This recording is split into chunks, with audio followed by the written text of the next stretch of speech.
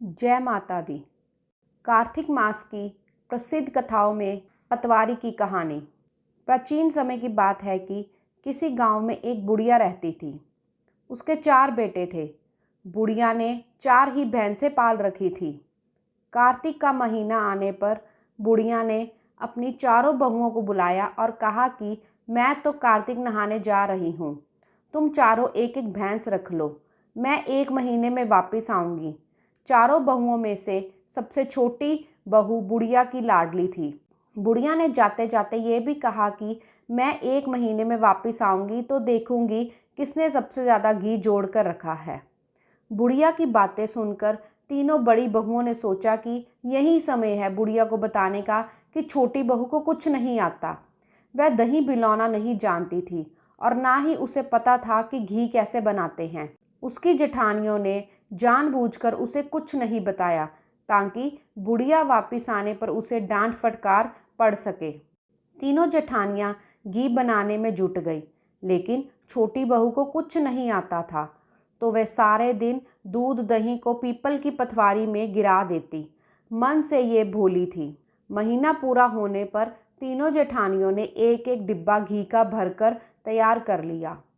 छोटी बहू ने जरा सा भी घी नहीं निकाला था। वह तो सारा दूध दही पीपल की पथवारी पर ही गिरा कर आती थी।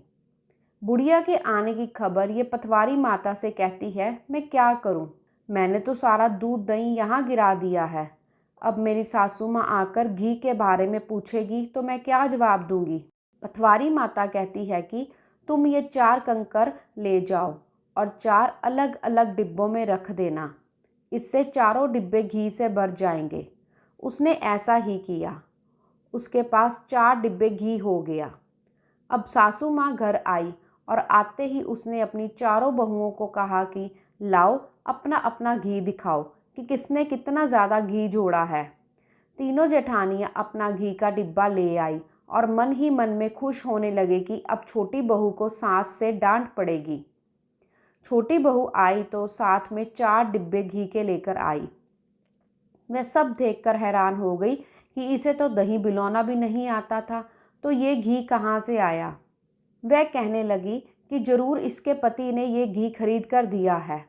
इस पर छोटी बहू ने कहा कि मुझे तो कुछ नहीं आता था और ना ही मुझे किसी ने कुछ बताया कि किस तरह दही बिलोकर घी बनाया जाता है। मैं तो सारा दूध पीपल में सींच देती थी और दही पतवारी पर चढ़ा देती थी।